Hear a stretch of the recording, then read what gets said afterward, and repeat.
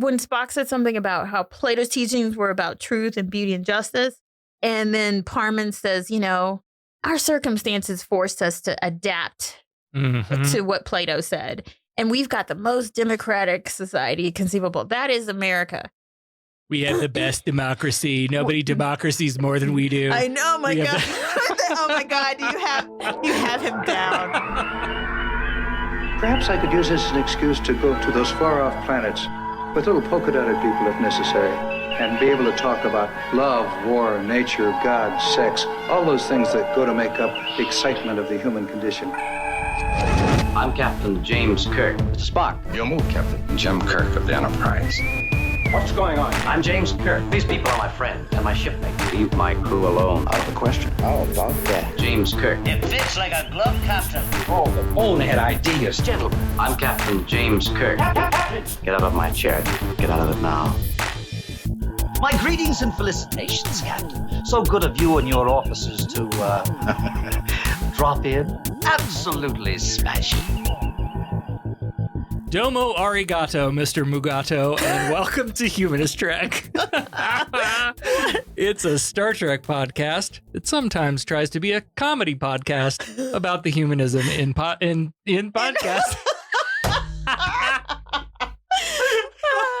Leave it in there. About the humanism in Star Trek. I'm Sarah Ray. And I think I'm Allie Ashmead. This episode comes out the day before Darwin Day. And this is a bit of kismet because let me read to you what the International Darwin Day website says. Okay. International Darwin Day on February 12th will inspire people throughout the globe to reflect and act on the principles of intellectual bravery, perpetual curiosity, scientific thinking, and hunger for truth as embodied in Charles Darwin. It will be a day of celebration, activism, and international cooperation for the advancement of science, education, and human well-being. Does intellectual bravery, perpetual curiosity, scientific thinking, and a hunger for truth sound a bit like, I don't know, ancient Greek to you? Oh, God. Yeah, that whole era. Yeah. Their thirst for knowledge and understanding of and all that philosophical era. Have you ever wondered what it might be like if you created a whole civilization based on one of those philosophers?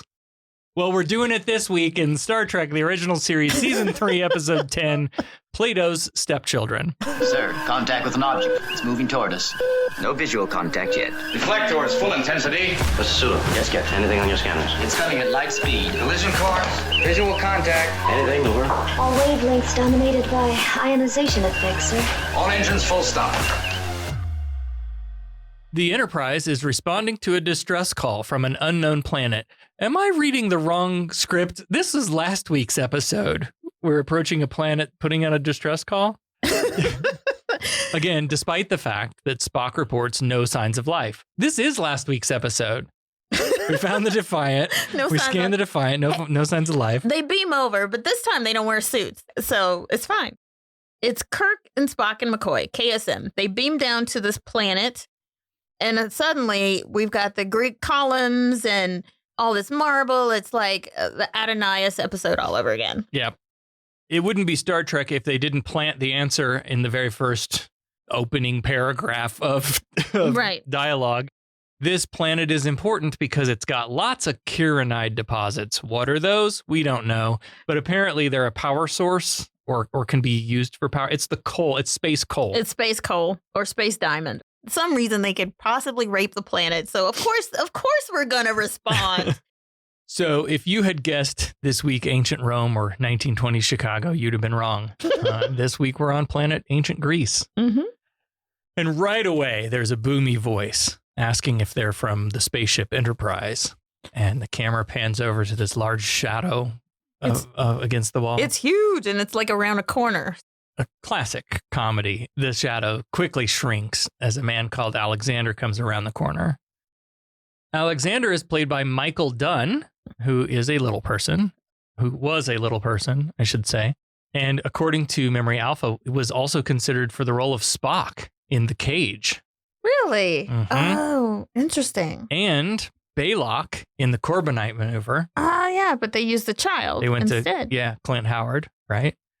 He was a recurring character on the Wild Wild West and guest starred on shows like Get Smart, Voyage to the Bottom of the Sea, Bonanza. We need to address this right up front. I was like, oh no, they're going to do him wrong. Yeah, This is going to be bad. I was like, oh no, they try their best to handle these things like this, like situations, disabilities and stuff. But then they end up making it so cringy. And I was not looking forward to. I'm like, okay, what the fuck is this? What is this gonna be? Right, and like true to stereotype, he's a kind of court jester character. Yeah. So he introduces himself and says that he sings, dances, plays all variety of games. He's a very good loser. You beat me over and over again.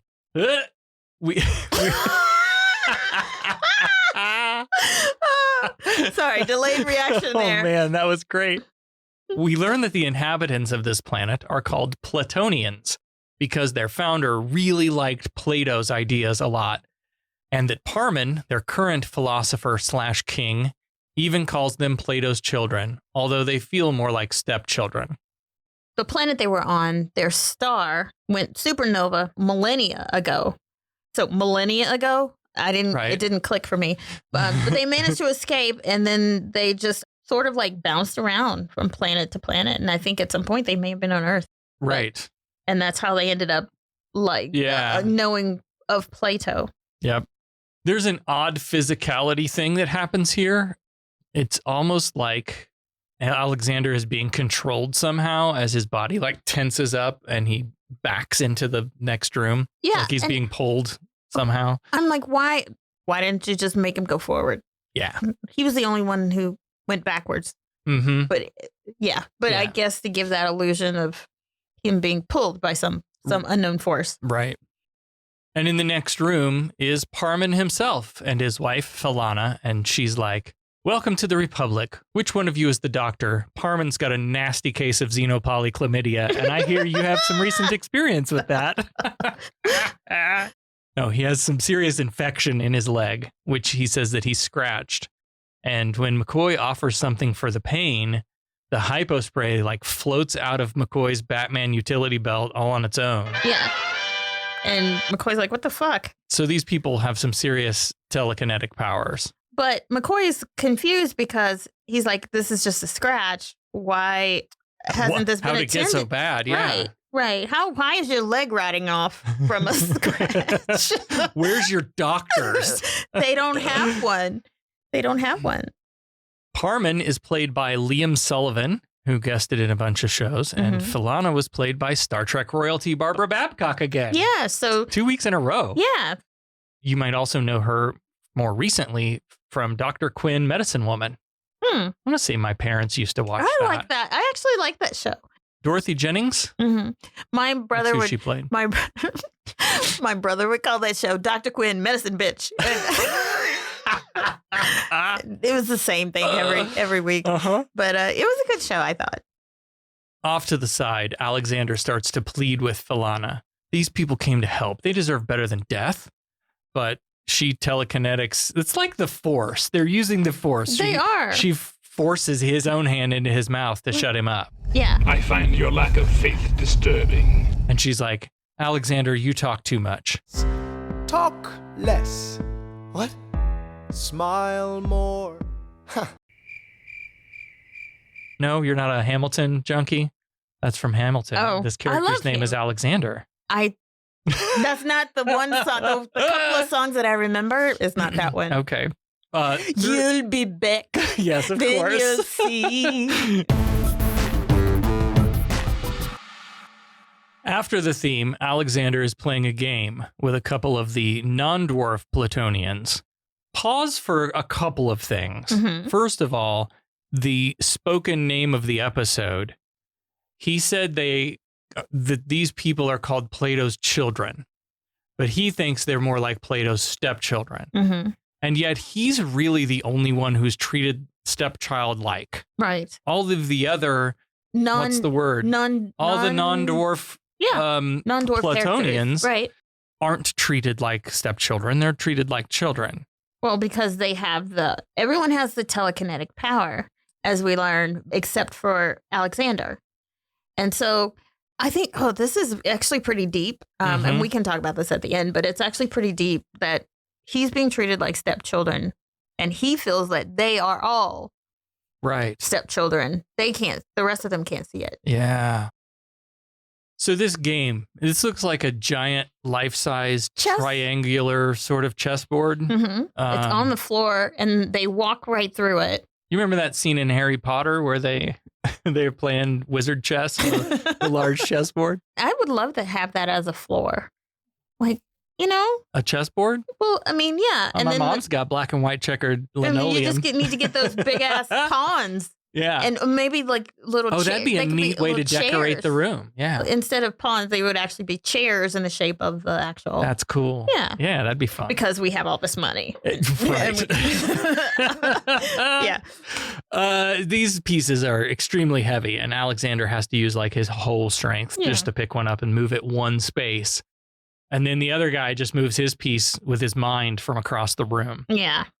During this, Kirk's log, giggity, informs us that these beings visited Earth during the time of Socrates and Plato, fell in love with those ideas, and then when that classic Greek civilization fell, they left and set off to recreate it here.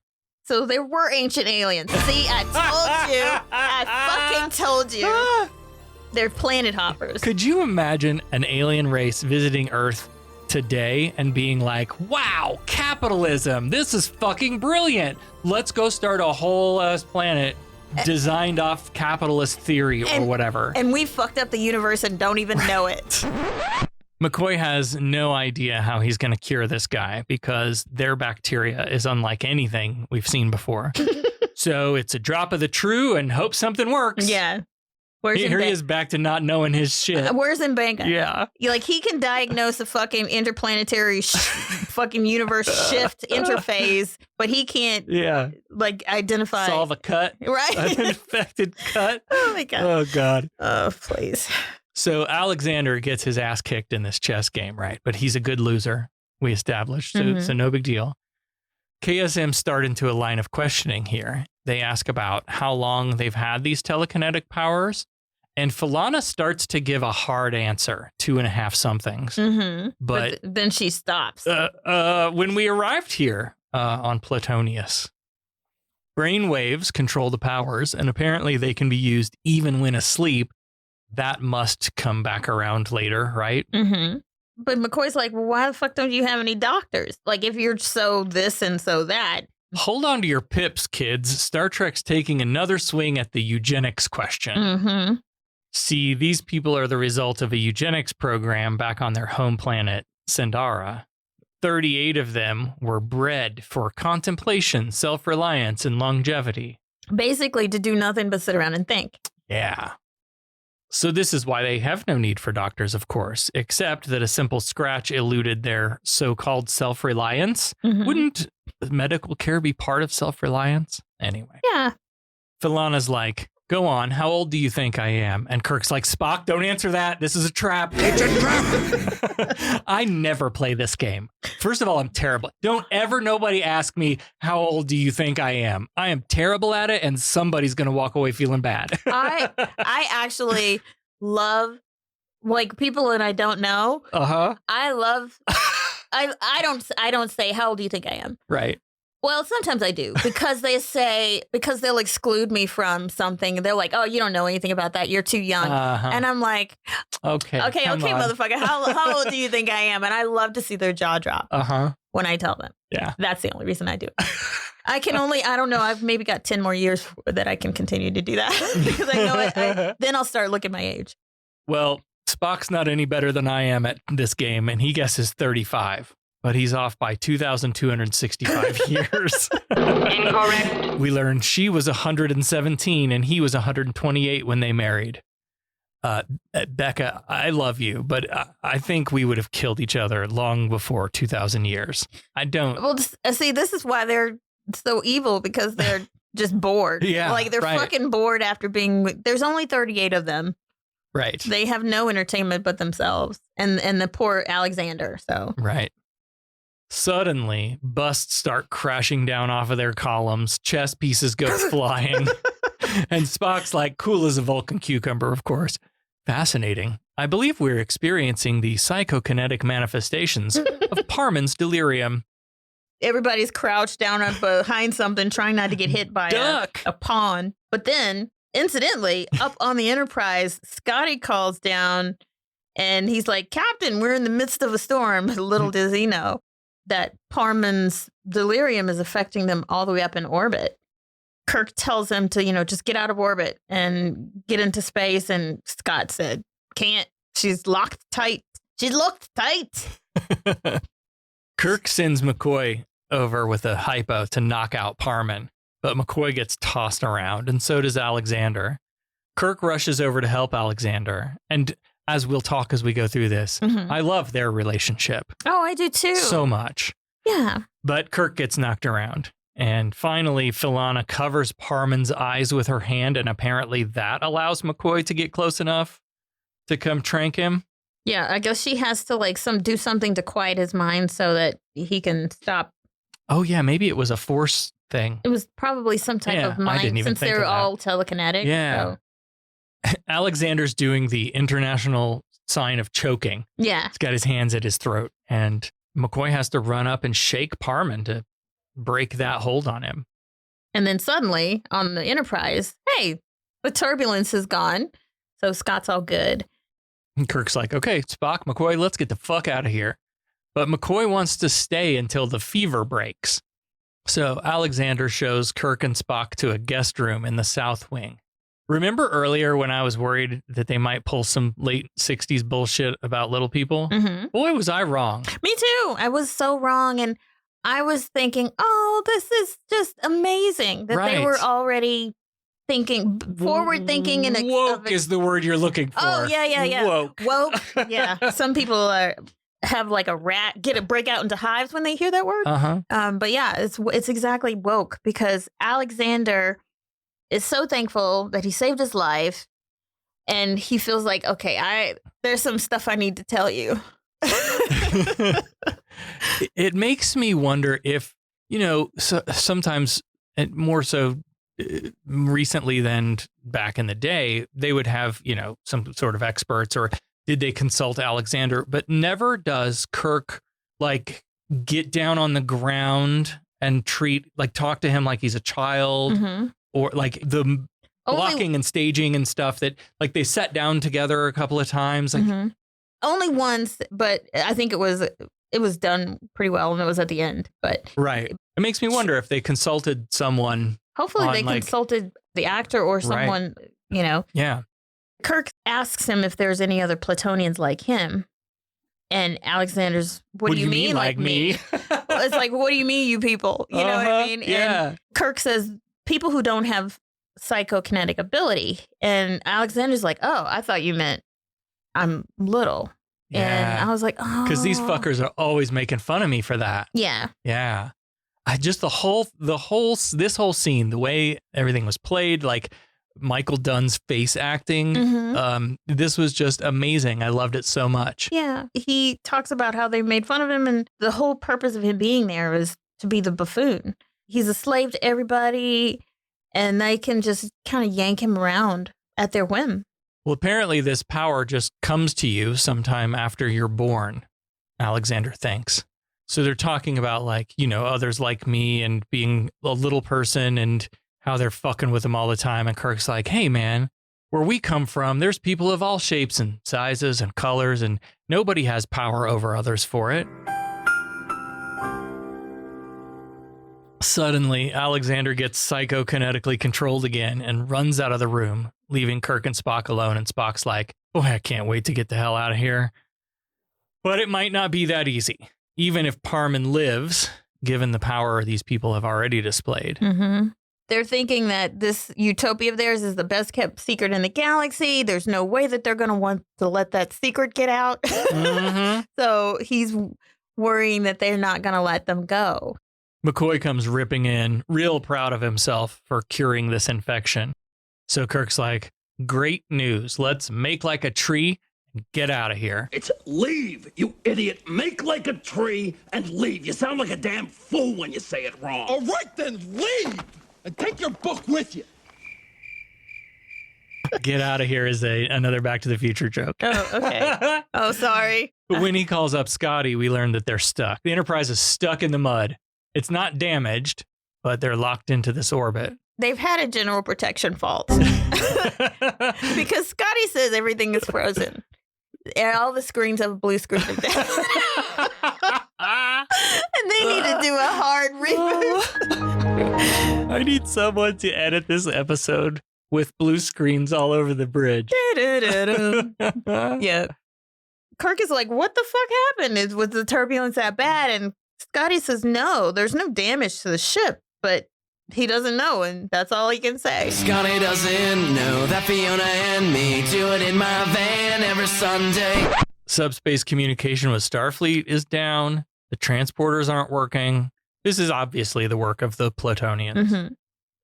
Kirk's like, oh, all right, I've got this. And he storms into Parman's chamber and starts throwing demands for the ship to be released. Yeah, that's always worked. Right? This just results in Parman telekinetically snatching his heater. And he's like, Captain, as guests, you don't just come barging in here making demands and issuing orders. Kirk's like, guests? You've been treating us like guests. You don't even know the meaning of the word. And of course, this just pisses Parman off even more.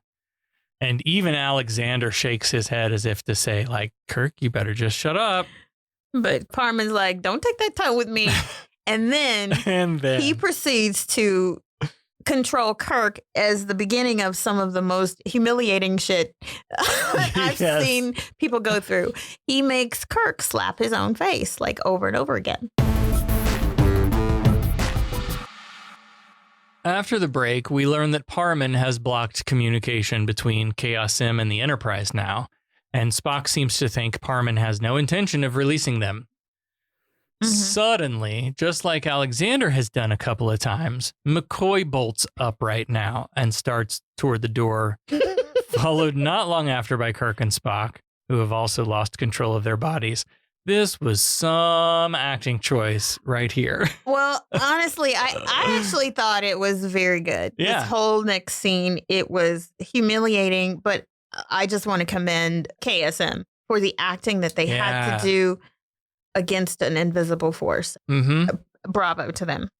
This seemed like like an improv class activity. Okay, now act as if you were being pulled by a string. Whatever, right. And they're making you dance, and now you've got to be a horse. and you've got to not want to do it. You know, you've got to give us the impression that you're doing it against your will. Right. And because we can't get off if we think you're doing it willingly. Right. Oh my. Bravo to all of them. So they stiff walk into Parman's chamber, where Philana presents them each with a gift in gratitude for saving her man. She telekinesises them through the air to each of the men. Kirk receives a shield carried by Pericles as a symbol of gallant leadership. Spock receives a kithara, which is kind of like a lyre. So Spock's like, wow, this is really awkward, but I already got one of these. I actually have one back on the Enterprise. So do you have the receipt? Maybe we can return this and exchange it for something else. Back to Amazon. And McCoy is given a scroll containing Greek cures penned by Hippocrates himself. So if they have a scroll, why the fuck aren't they using it to develop? Treat a cut. Right, to develop stuff. Great question. Oh, that's beneath them. They're philosophers. Kirk is, as usual, singularly focused. Is my ship released yet? And Parman kind of deflects, instead apologizing for his earlier actions. You know, I've been sick and all, and sometimes when we're sick, we say and do things we don't mean. I'm sure you get that, Kirk. Well, he does apologize and say, can you please forgive me? But then Kirk's like, yeah, has the Enterprise been released yet? And Parman says, oh, it will be soon. And Kirk's like, great, then thank you for the presents, and we will be on our way. Only one problem with that. Parman's like, after that brush with death, it's obvious that we really could use ourselves a skilled physician, so we'd like McCoy to stay. And Kirk and Spock bust out laughing. Skilled physician? McCoy? Leonard McCoy? This one? You know what? You can have him. You can have him. But McCoy's like, no, that's impossible. I'm not staying. And this, like, is a tennis match back and forth. And the demand escalates sort of exponentially each time McCoy says no, until Parman starts to lose his patience. And Kirk is like, and you call yourself a disciple of Plato? Ugh. Here we go again. And Spock says, Plato wanted truth and beauty and above all justice. Was that truth, justice, and the American way? G.I. Joe! He's America's hero. Incorrect. Well, this took a turn. Yeah. Parman assures McCoy he'll be taken care of. Our society is the most democratic. You can be anything you want to be if you put your mind to it. You know what I mean? It was like, this is the land of opportunity, and McCoy can do anything he wants, even become ruler of the Platonians if his mind is strong enough. And Kirk's like, well, if it is, and if it isn't, because it's probably not. Right. Well, is he going to get torn apart like Alexander? Yeah. If you can do or be anything you want. Well, except Alexander, of course. Right. Right. Oh, boy. We're going to have lots to talk about at the end of this. Mm-hmm. Parman argues that Earth's culture is that justice is the will of the stronger, forced upon each other with weapons. And Platonian justice is just the stronger mind. We're no worse than you. Rather than the strongest physicality or military or whatever, it's the strength of the mind. So Parman bids Kirk farewell, but as he and Spock turn to leave, McCoy finds himself planted firmly on the ground, unable to move. Oops. So this turns into a standoff. Kirk refuses to leave without McCoy, Parman refusing to let him go, and in the end, he takes control of them all. McCoy is forced to come sit next to Parman and Philana, while Kirk and Spock are forced to their knees. Oh my. Where laurel wreaths have been thrown, and they put them on, and then they're forced to dance a jig and sing a rhyme, and then they're forced back to their knees again. Yeah. Dance, monkey, dance. Exactly. Kirk says, no matter what he makes me do, the answer is still no. McCoy can't go, we're not letting you stay with him. Kirk is thrown to the ground and forced to recite some Shakespeare about being a slave. Mm-hmm. Even McCoy pleads with Parman to stop torturing Kirk. Mm-hmm. Kirk is like really struggling against this control now. And he's like, really? This is your utopia? This is your grand vision of the future? I've been to better paradise planets this season. But they're still just dead set on keeping McCoy. He force controls Spock into doing like a river dance really close to Kirk's head. And just before his foot smashes into Kirk's, he's got his foot poised over Kirk's face. Yeah. And then he breaks out into laughter. And then he goes over and sits next to Alexander and just dies laughing. And McCoy's like, he's a Vulcan. You can't make him laugh. You'll kill him. Well, and Parman's like, well, we can't let him die of laughter, can we? So then he makes him cry, which is even worse. Right? I would think the crying Vulcan would die faster than the laughing Vulcan. Yeah. Yeah. McCoy's like, listen, under any other circumstances, I would enjoy the shit out of this. Yes. But not right now. Not right now. Alexander stands up for himself, maybe for the first time ever. He's like, I'm ashamed to be a Platonian. Suddenly, Kirk is forced onto all fours, and then Alexander is forced to climb on his back as Kirk rides around the room, neighing and kicking. This is so humiliating. It is. I was having trouble watching it. Yeah. It's completely humiliating, but that means job well done. Right. Oh, for sure. So Parman asks McCoy, like, how long can you let this go on? How long can you, why isn't torturing your friends effective in changing your mind? Fuck these people. It's McCoy.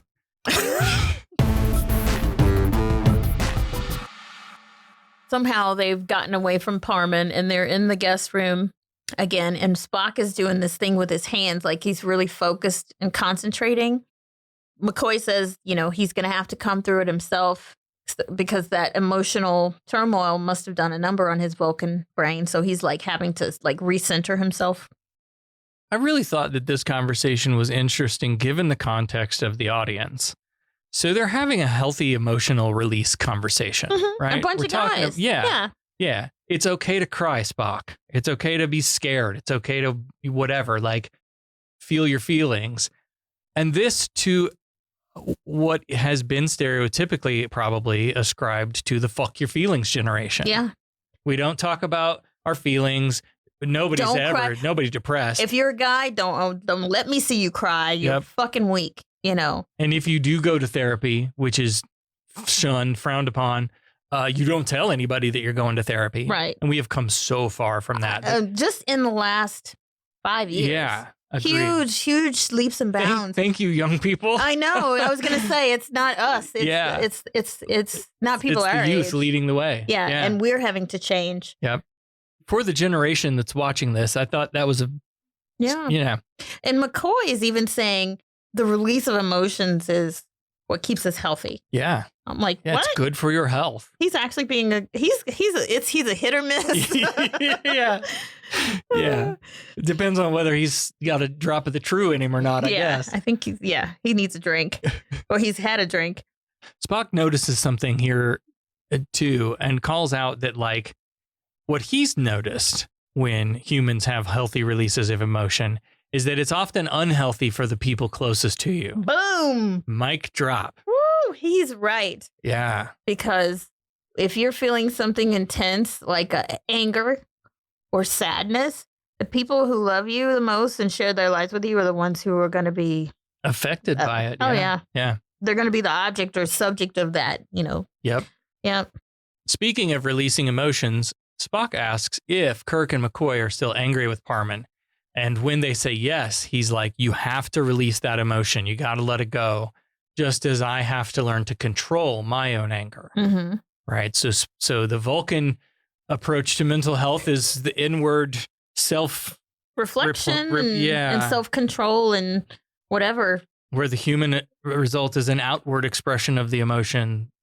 I mean, I feel like, well, as humans, I feel like you can express outwardly too. Mm-hmm. Just don't direct it towards anyone. That's the thing is, it's okay to cry. Just don't like beat up anyone. You know what I mean? If you're sad or angry. And for us, it's like a communal experience too. Like it's part of being a social species. When someone we love dies, we all get together in a building and have some time to sit with that. Yeah. You know, but and have those emotions. But then the hardest part for us is when we have to go back home and sit alone with it is when we can't deal. Yeah. Even Spock admits that he wants to fucking kill this guy too, but he's working on controlling it. As he's talking about controlling it, he fucking disintegrates a goblet in one hand. Yeah. It's at this point McCoy decides he should just stay and save his friends. But Kirk points out that all of this is just to get McCoy to stay willingly. Mm-hmm. Again, they've got a consent fetish or something. Besides, we can't trust Parman. No. He knows that if any of them ever leave this planet, that Starfleet will just show up with a whole bunch of ships. Mm-hmm. I think deep down, Kirk already knows that it's everybody or nobody that needs to leave. And Alexander, who has been watching all of this play out, pipes in, and he is woke to this power dynamic now. All along, he thought it was all because he was like a weak little plebe, but it's not that at all. He saw these people as gods, but KSM have opened his eyes to who they truly are, and he gets pretty fired up. Yeah. He wants to kill them. He's ready to, he breaks a pot or whatever, and he takes the freaking shard of it. He's like, I'm going to stab him in the neck. I'm ready to shank these motherfuckers. he says, I'm going to cut him. He's had enough of their bullshit. Fuck these fuckers. But Kirk's and like, let them get infected and die. Yeah. Fuck them. Yeah. Yeah. And Kirk's like, no, put it down. And Alexander's like, nope, they need to take their medicine. This is the best thing for them. Alexander's like, they're going to kill you people. Like, you might as well let me have at them. And Kirk's like, well, what's the point in you dying too? And that's just one more link in the woke chain. Nobody's ever put Alexander's life before their own before. Yeah.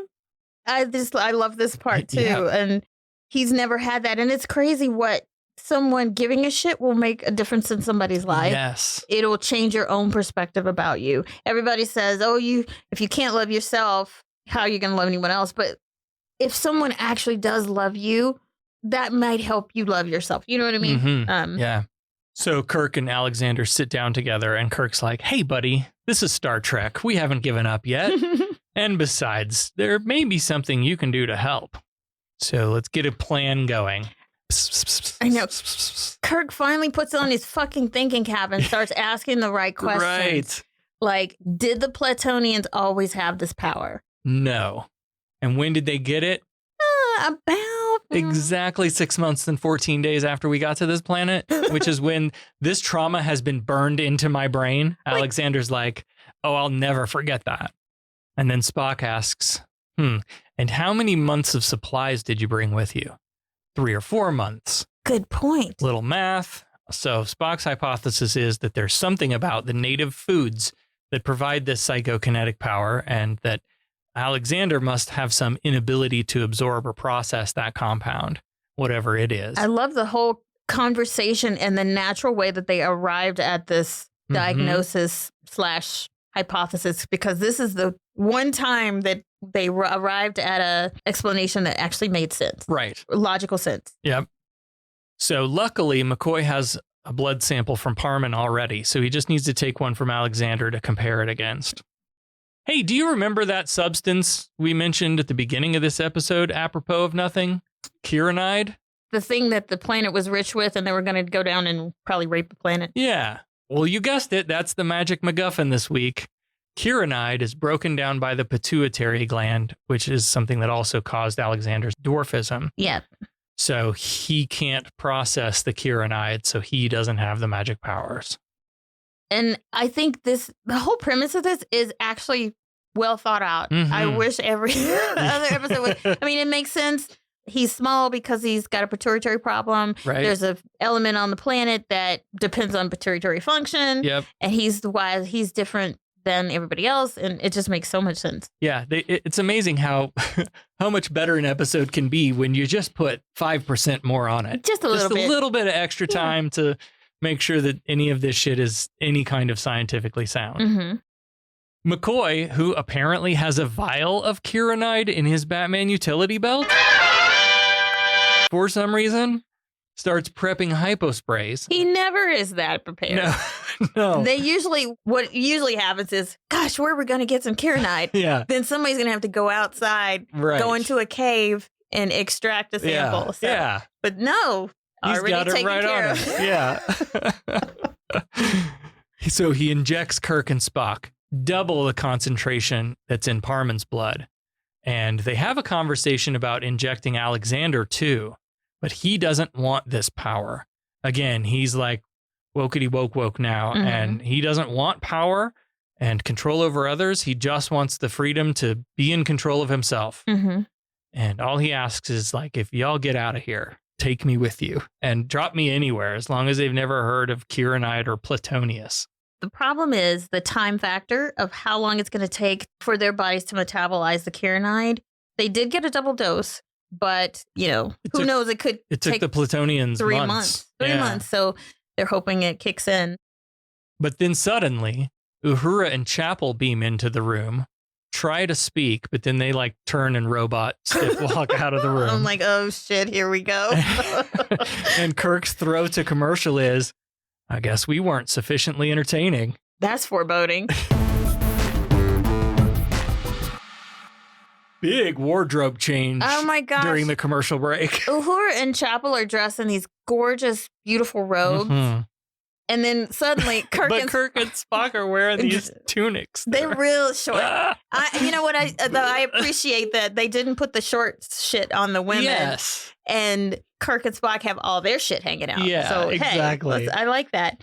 I would be remiss in my duty here if I didn't mention that Kirk's tunic is also a one shoulder number.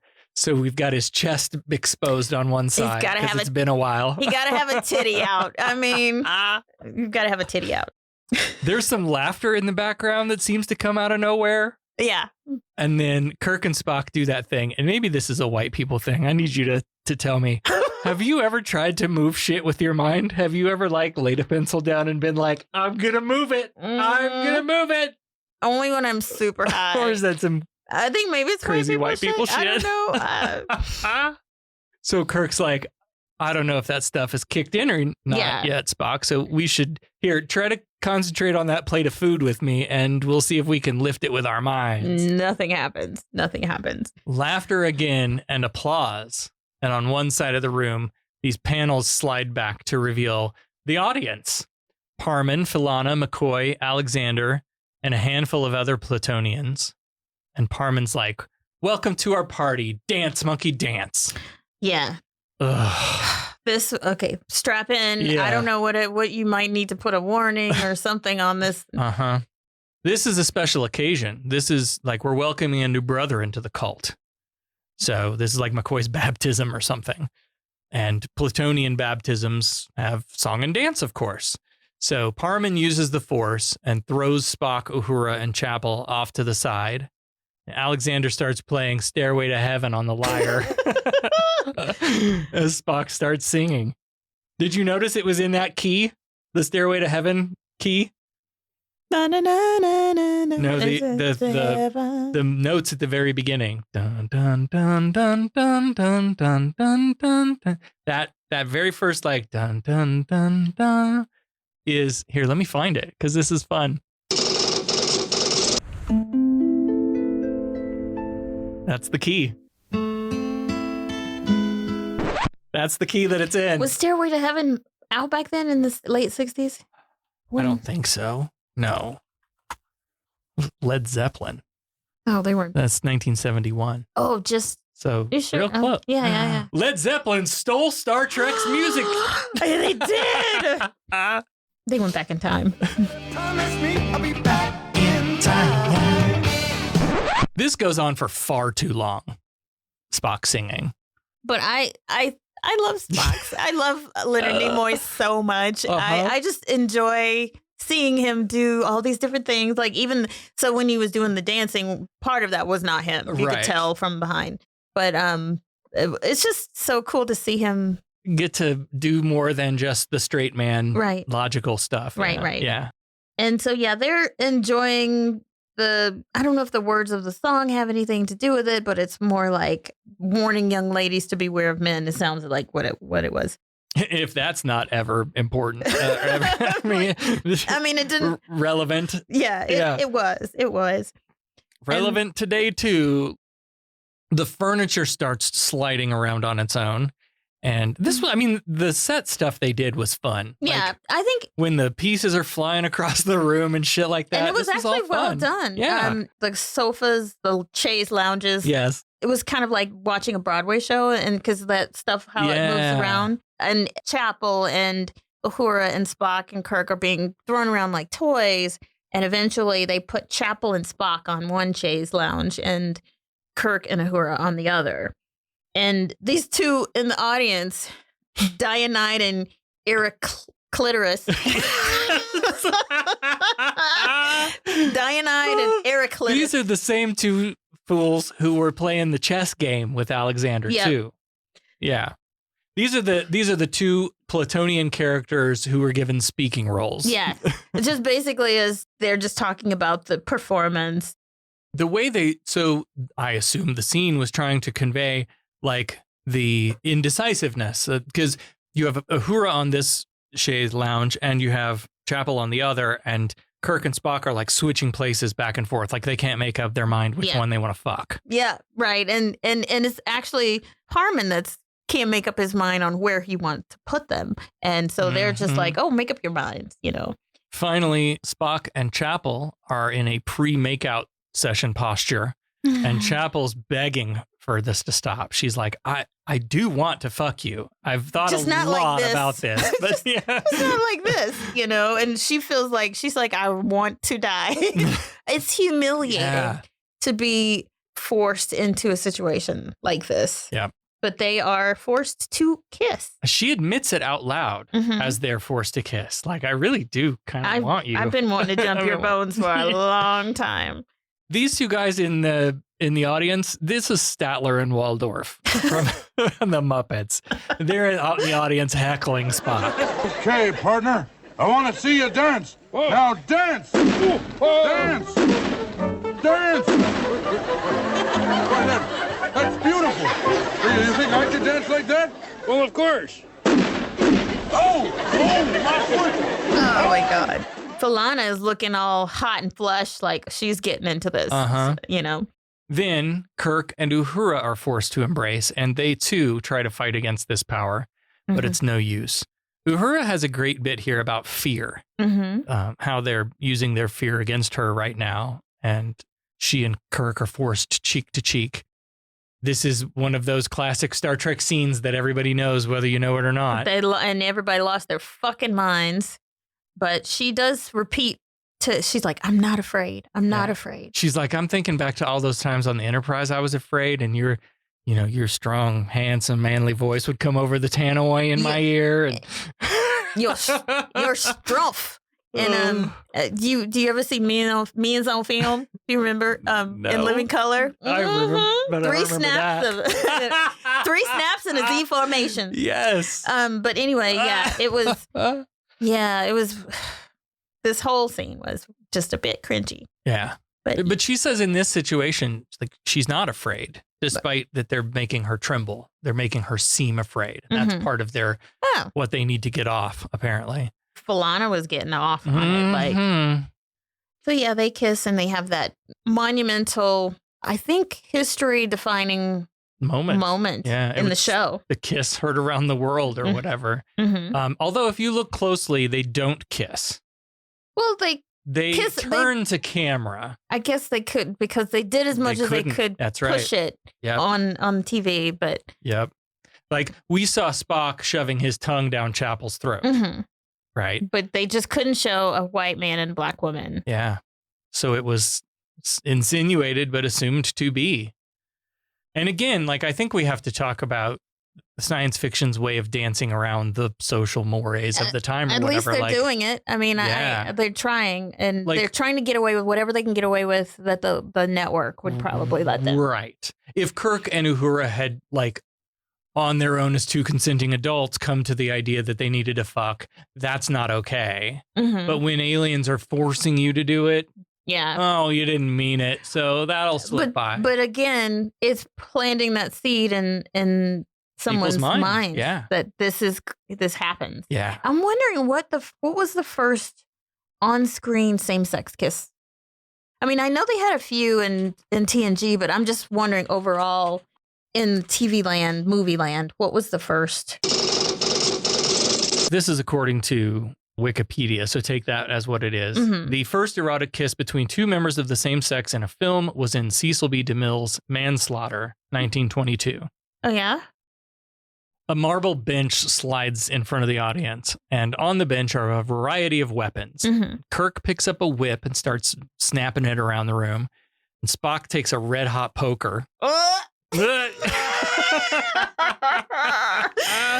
gonna stick Chapel with it. Oh my. Kirk gets off some great shit talking here. He's like, you're half dead, all of you. You've been dead for centuries.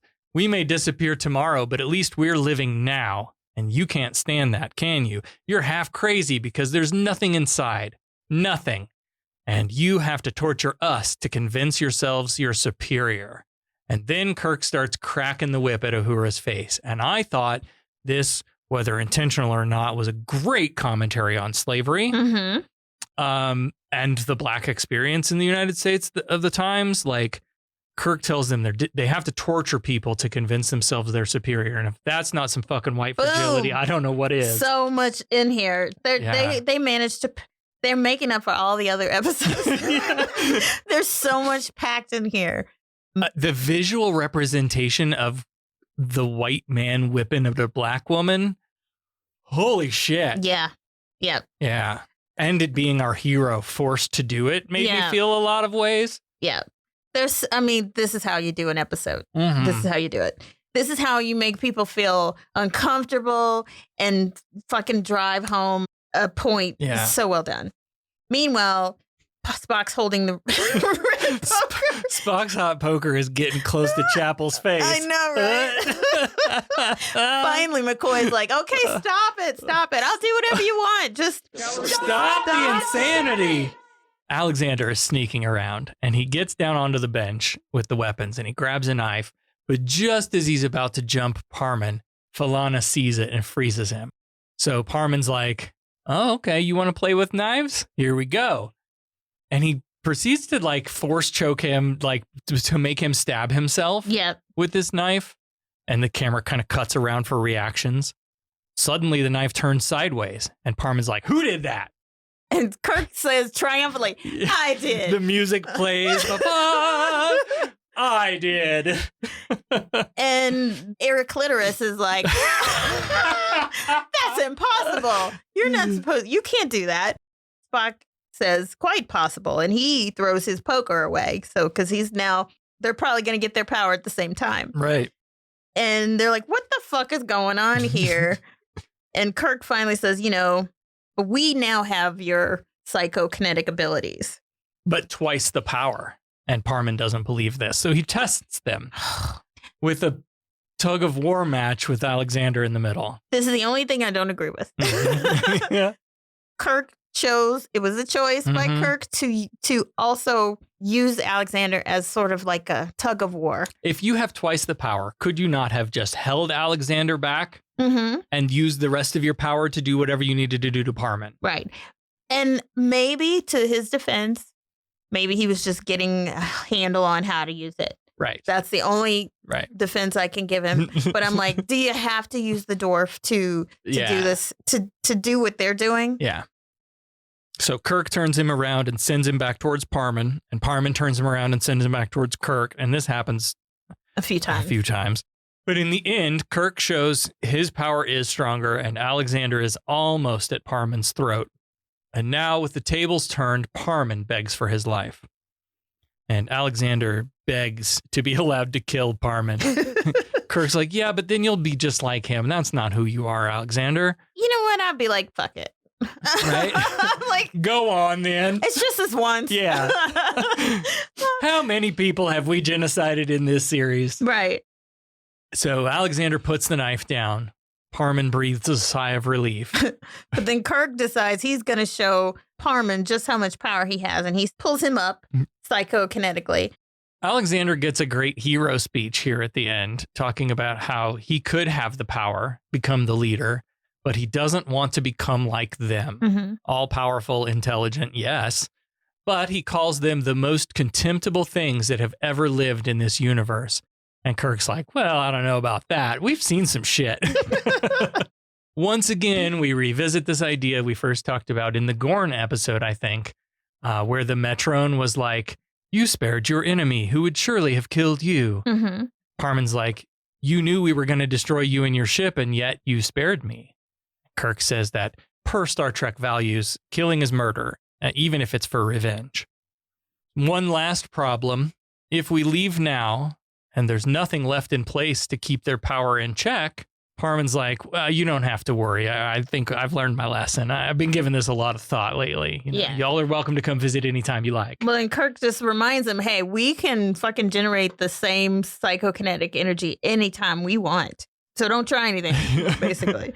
Spock says, like, they don't believe him, right? Spock says, as soon as we leave, you'll just go back to being sadistic, arrogant, evil rocket company owners and Amazon owners. And people don't change that quickly. So, like, this is a great, Parman agrees, but we all know people don't change that quickly. Yeah. And when someone tells you who they are, believe them. Yeah. And I know that a group of people who have a bunch of power aren't going to give up that power just like that, because someone has showed them it's wrong. Right. Right. When has that ever happened in the history of ever? No, they're not going to give up that power. But Parman agrees. It's like, yeah, we are kind of dicks, and we're sorry, and we'll behave from now on. He gets to speak the overt theme of this episode.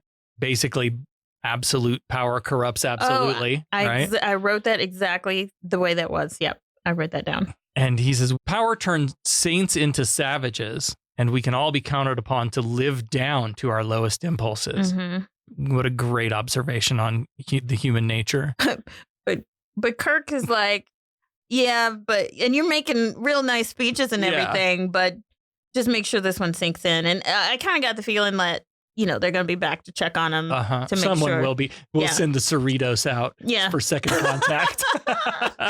Kirk's final act here is to make good on a promise. Mm-hmm. And he calls over Alexander to stand next to him, and he calls up Scotty to be beamed up along with a surprise, a visitor. I love that. Yeah. That was an absolute great ending. Off we go to our next adventure. Boy, I'm sure glad that's over with. I'm happy the affair is over. Me too. A most annoying, emotional episode. Yeah, but I learned something today. When dreams become more important than reality, you give up travel, building, creating. One jealous god, if all this makes a god. By sparing your helpless enemy, who surely would have destroyed you, you demonstrated the advanced trait of mercy. Frankly, I was rather dismayed by your use of the term half-breed. You must admit, it is an unsophisticated expression. There's so many things. Go. Where would you like to start? Well, again, I gotta say, bravo to the acting. Yeah. For this, because I can't even imagine how uncomfortable that would have been, because it was humiliating to watch. So it's probably humiliating to do a little bit. Right. The way Alexander was treated, the way that they were forced to do stuff. So bravo to them. When Spock said something about how Plato's teachings were about truth and beauty and justice, and then Parman says, our circumstances forced us to adapt to what Plato said. And we've got the most democratic society conceivable. That is America. We have the best democracy. Nobody democracies more than we do. I know, my God. Oh my God, you have him down. But we've got our Constitution. But yeah, over the years we've adapted and reinterpreted it and mangled it for our own liking. And yeah, we still say that whole thing. We have the greatest country in the world and all that stuff, but we're ignoring facts that we know we simply don't. And I just thought that was, like you said, absolute power. Correct. And if you in power for so long, you're gonna want to stay there, right or wrong. Right. Yeah. And these people have become like the Bezoses and the Musks and in our culture, in our society, it's the oligarchs, right? They have the power, and it's the money and the power. And for them to, in this episode, say, yes, I acknowledge that we're dicks and we wouldn't give up our power unless you were standing there with equal power. Exactly. Right? Exactly. Says a lot. And that they said that out loud. Yeah. Again, in the late 60s. Yeah. And like today, the people who are in power know they will never be matched. Yeah. And so it's comfortable up there. And that is what's so dangerous and so scary. Yep. Despite there being numerous stories of the little guy rising up against the oppressive king or regime or whatever, like, we know that happens. And so what these people are trying to find is that where's that line? How far can we push people with our capitalist bullshit before they break and come at us? It's going to happen at some point. I don't know what our breaking point is. Yeah.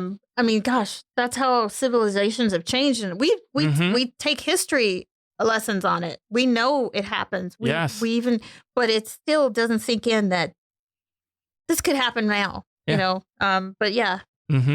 One of my favorite musical movies is Newsies, which is the story of the newsboys in New York City back in the day of William Randolph Hearst and Pulitzer, the mega newspaper giants who were like conspiring together to keep wages down and blah, blah, blah, and whatever. And, the fourth quarter earnings bullshit. Yeah. And the kids rising up against them and saying, fuck you, we're not going to deliver your papers anymore. Yeah.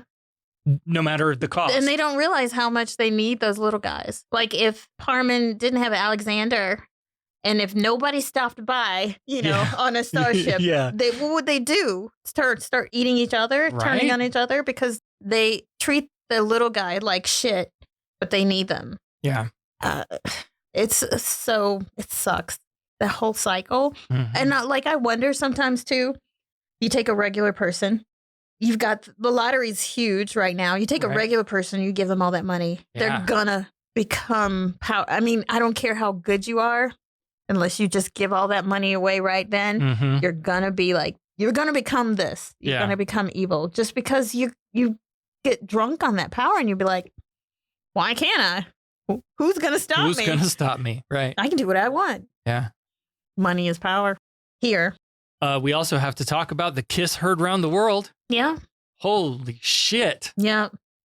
I forgot. I knew it happened. I just couldn't remember which episode it happened in, and I didn't remember what the circumstances around it. Now I remember. Right.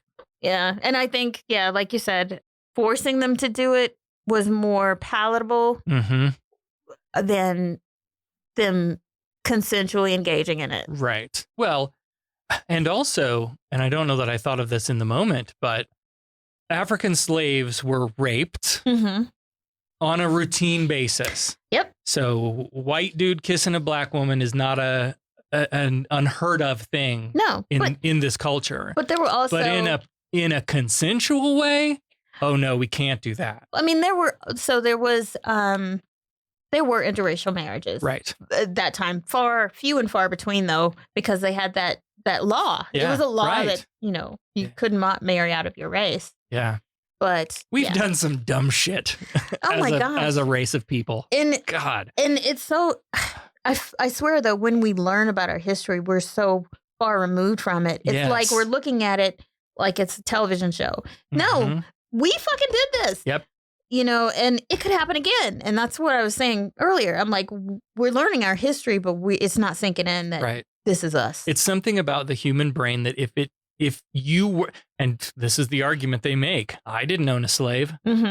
Okay, that's not the point, but that's how the human brain operates. I didn't do it, so I didn't I'm not experience it, so I can't speak to it. But it's about empathy. Right. And we don't teach.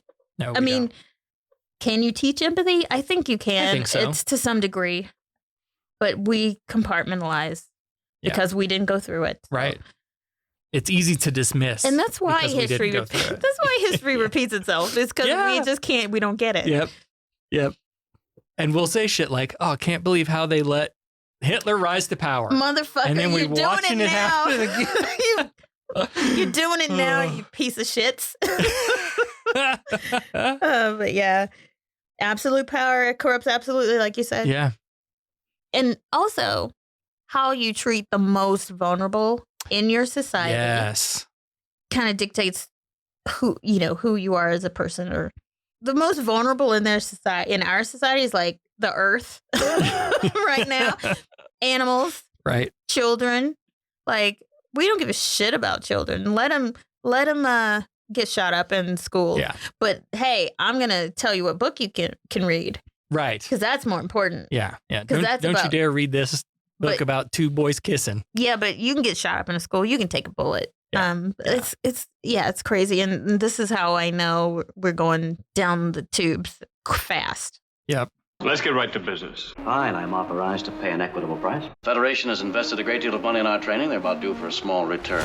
Listen, we pay off percentages. We're entitled to a little service for our money, huh? Is this the way your citizens do business? Their right of petition? They pay their percentages and the boss takes care of them. Is there anything else? As always, we'd like to thank all of our patrons. We especially want to thank our founding admirals. Special thanks to Russell, Allie, Peter, Sarah, and Sherry. Thank you all so much for supporting the show, everybody. We are the Borg. Your biological and technological distinctiveness will be added to our own. Resistance is futile, but your cooperation in leading reviews is anticipated. Your individual opinions will be collected and added to our collective database. You will comply.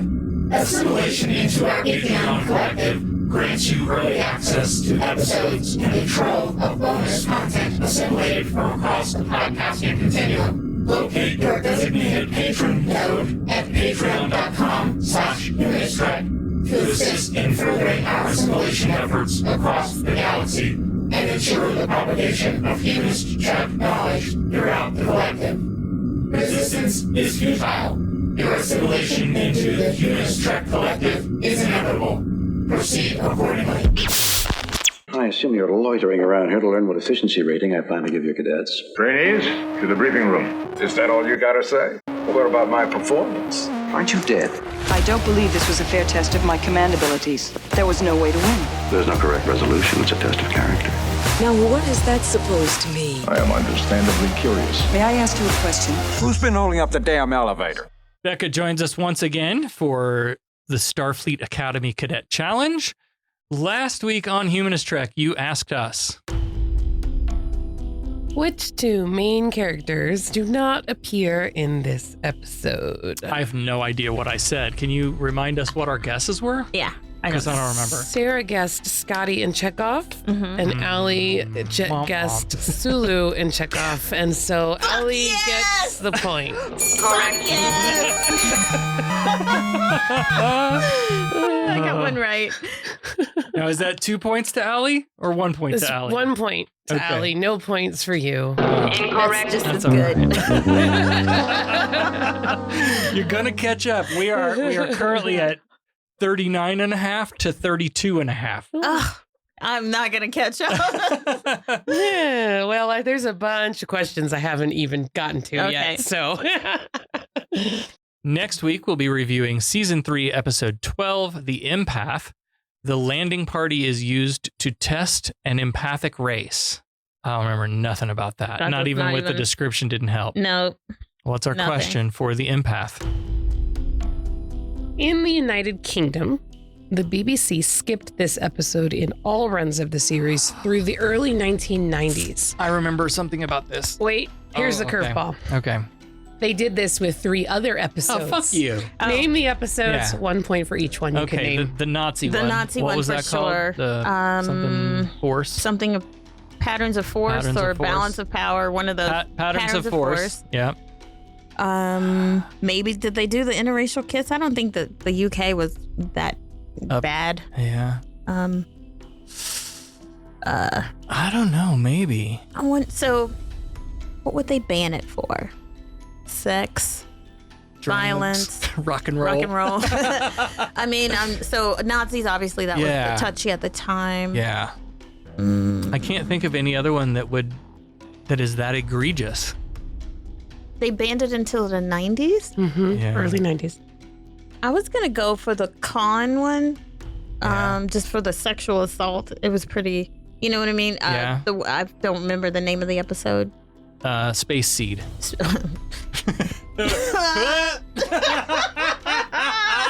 Oh, God. Yeah, that one. Yeah. So I'll say Space Seed. What other one would be controversial? Well, there was another sexual assault in this recent one where with the Klingons. Chekhov. Yeah. Chekhov, that one. Maybe that one too. Maybe that one. I don't know. How many did you say there are? 3? 4 total. The empath is 1. Okay, got it. So 3 other ones. Yeah, okay. It was Day of the Dove was the episode where Chekhov did right? That was the one with the Klingons and the hate vampire? Oh, yeah. That Okay. was the one. Sorry. Okay, so Day of the Dove. Hate vampire.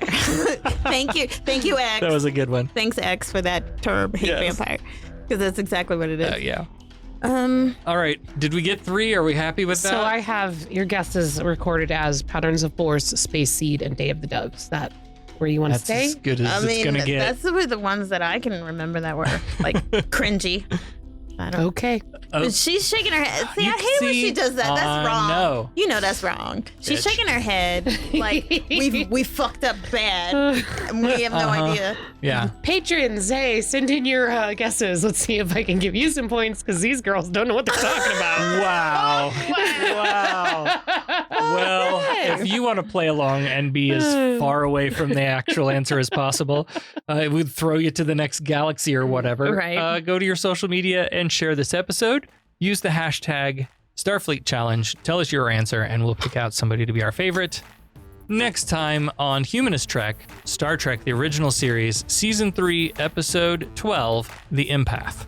Live long and prosper. Kapla! Humanist Trek is available wherever you replicate your podcasts. Follow us on all the social medias at Humanist Trek. Become a patron at patreon.com/humanisttrek. Open hailing frequencies to podcast@humanisttrek.com and visit our website, humanisttrek.com. Humanist Trek is a production of Sarah Austin Media.